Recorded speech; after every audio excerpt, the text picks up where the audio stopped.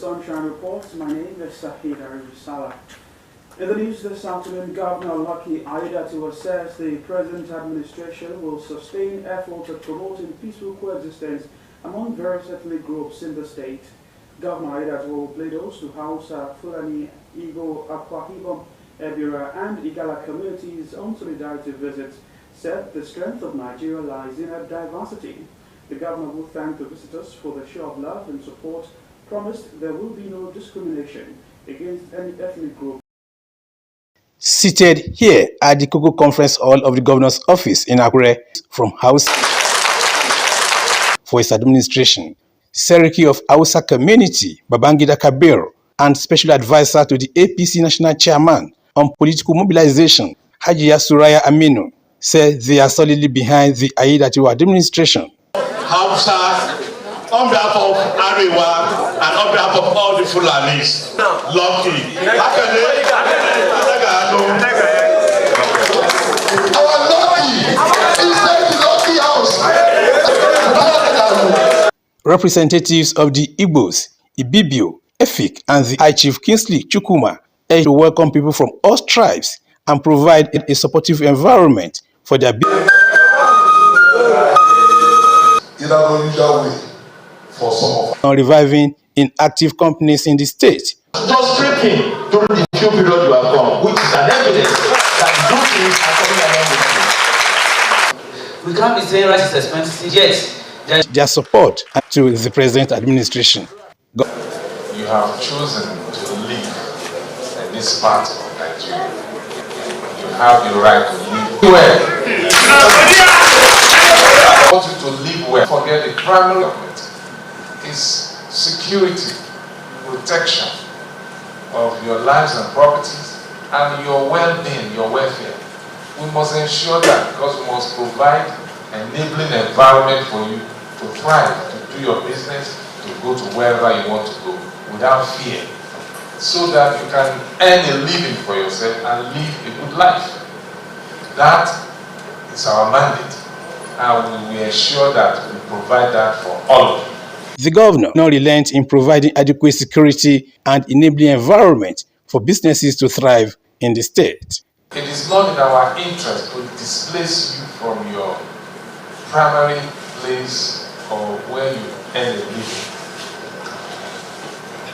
If we are to say, okay, this is our forest, we want to turn it into maybe a bigger farm for bigger investment that will help develop the state and empower a lot of our people by giving them employment. We have to also discuss it. Aiyedatiwa reassured the communities of his unwavering dedication to their interest for the overall development of the state. Wahab Bankole, Osrc News.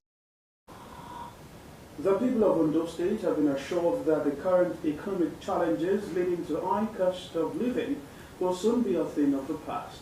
Governor Lucky Aiyedatiwa, while addressing leadership and members of the ruling All Progressives Congress APC in Ondo East and Ondo West local government areas of the state, said plans have been concluded to boost food production. The governor also hinted that approval has been given for the recruitment of teachers to fill the vacuum in both primary and secondary schools in the state. The Osrc correspondent Wahab Bankole again completes this story.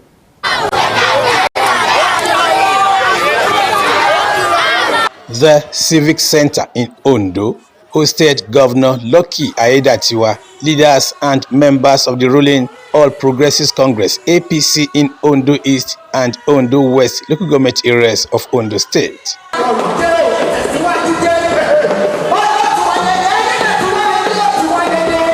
The meeting, which centered on how to further promote and sustain the current impactful governance in the Sunshine State, was also attended by various women groups.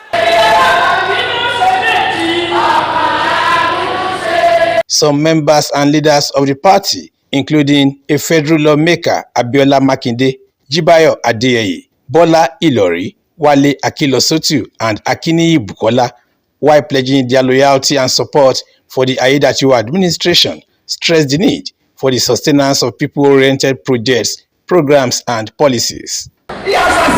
our request. One, the Ondo bypass road is in the budget 4 billion. The second, intervention in Unimed, directly 1 billion has been provided for them to rejuvenate Unimed for us. To continue the good legacies of our former people. The seaport Abade Paye, the employment Ondo State that generates, the ITR Ondo State that generates. He's a man of honor. He's a God-fearing person. I listen to the theologians, I listen to the ballets, I listen to the yamajas, the market men, the women, I listen to the students, I listen to the politicians. What is that direction?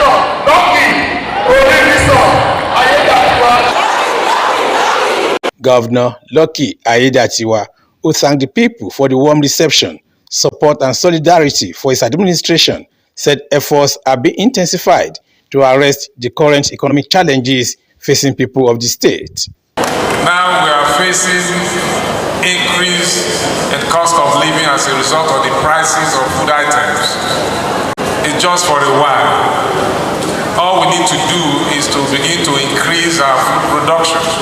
And for us in our state, we're already looking at that direction to help our farmers in various ways. First, to ensure that they are protected from marauders.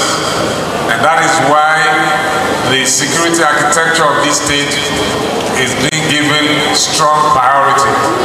We are not going to joke with that. Secondly, to create rural roads to our farm settlements, and that we are doing already. We have just flagged off about 3 roads at the 3 senatorial districts, rural roads through the program called RAMP, so that our farmers can get to their farm easily and also transport their farm produce to the urban centers. The governor said his dedication to promote educational development at all levels is unwavering, stating that recruitment of teachers into both primary and secondary schools in the state has been approved. For those of you that are trained teachers, just look out for the advertisement and apply. We are recruiting teachers for our secondary schools and our primary schools. That was approved by me last week. So this government is doing so much to support our people. And as we progress, more of these programs and policies will be rolled out for better living conditions for our people. Aiyedatiwa reassured residents of the state of his administration's resolve to make affordable healthcare services available. From Ondo, in Ondo West local government area of Ondo State, Wahab Bankole, Osrc News. The Rotary Club of Akure District 9125 has described the governor of Ondo State, Lucky Aiyedatiwa, a leader who has raised the bar in governance with his various people-friendly programs, projects and policies since he assumed office. The president of the club, Seniu Adigun, spoke while in the shortest time he has been at the aim of affairs. Due to the selfless service of Mr. Governor to the state, within the shortest possible time that he was at the aim of affairs of the Sunshine State, the committee unanimously approved that an award of service above self be given to him for his remarkable commitment to the economic growth and advancement of the state. Let us clap for that. Aiyedatiwa, who was represented by his deputy Olajide Adelami, thanked the organizers for the honor and for recognizing the impact of his government in making lives of the people of the state more bearable. Without unity, there's no way you can make progress. It was just a simple idea. People of different professions, dialoguing on so many things. Then the idea came that let us see how we can impact on humanity. And for over 190 years, I think you celebrated 190 years. 90 years, I heard somebody said it. And you've been doing that same thing. And the club has been growing, in size all over the world. The governor described the award a recognition of his service to humanity and promised not to rest on his oars. He reiterated his commitment to executing people-centered programs and policies. One of the things this club is doing is a replica of what government is doing. But there are some little areas where you have to fill the gap, and you take this money from your pocket. So I want to really commend you. So the governor is aware of the fact that you have a project, and therefore he said, I should let you know that government will be part of this project. The recipient urged the club not to relent efforts in bringing the expected development to the people of the state, as government cannot do it alone. The Ondo State government has approved new postings and deployment for permanent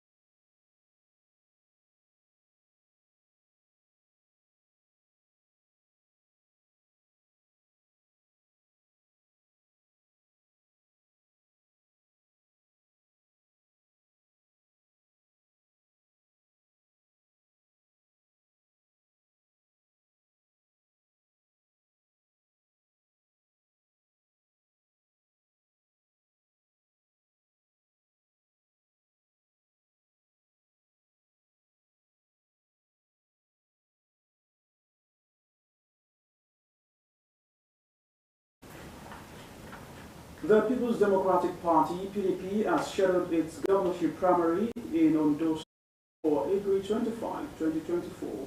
According to Kennedy Perotay, Publicity Secretary of the party, sale of expression and of interest and nomination forms commences today till the 21st of the month. He said the National Working Committee also approved the resolution of the State Executive Committee of the party to zone the 2024 governorship ticket to Ondo South Senatorial District. Mr. Perotay added that leaders of the party have resolved to put the past behind them and work assiduously for the party's victory at the polls. Akure, the Ondo State capital, is a bustling metropolis, and with that comes noise pollution around offices, school environments, even at residential areas. Many residents have had to deal with loud blasts of music and disturbing sounds from power generators near their homes on a daily basis. The Ondo State government recently clamped down on nightclubs guilty of public disturbances, but many residents said the move only solved half of the problem, as places of worship in residential areas perpetrate same offense. Joy Piles reports that residents are calling on government to intensify regulations and keep noise pollution at bay in the state.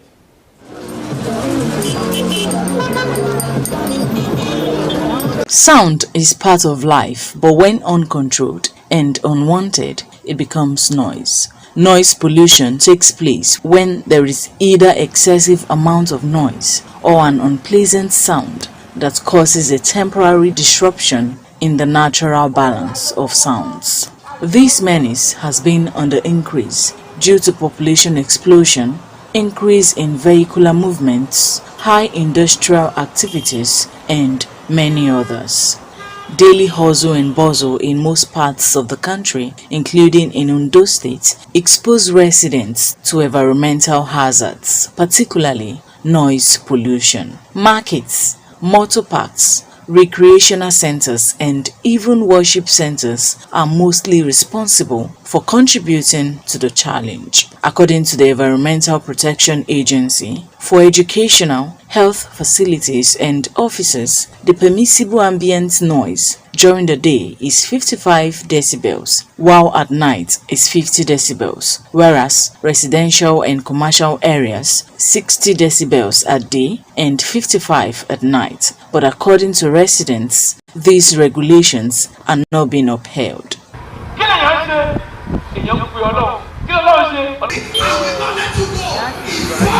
They called on government to put in workable measures to reduce noise pollution in the state. There are times when you need to indulge in the process of working diligently on the account of your customer or companies, and you want to be able to think laterally, you want to be able to think logically as you're working. But when there's too much noise and too much pollution, you'll be unable to do that. And that affects not only you mentally, it can actually drain you physically. It's one of the reasons why people are actually stressed out, apart from the work that they do that makes them stressed. You can also be impacted through noise pollution negatively. If someone is sick at that particular time, he's taking his drug, what he needs at that particular time is for him to rest. If it is church, mosque, party, they will just be disturbing. But what I can say now is that they should please, government should make sure that they should please and try to reduce this thing, because it affects people's health a lot. Something drastic has to be done, perhaps as a way of punishing those ones who are engaged in such compromise. Then at the same time revisit a kind of public awareness. According to medical experts, noise can lead to hypertension, hearing loss, high stress level, and loss of sleep, and should be minimized. The amount of the noise that we're talking about, it can have negative effect on the eardrum, and if that is sustained over a period of time, it can affect the ability of the individual to be able to pick sensory perceptions from sound over a period of time. We should control our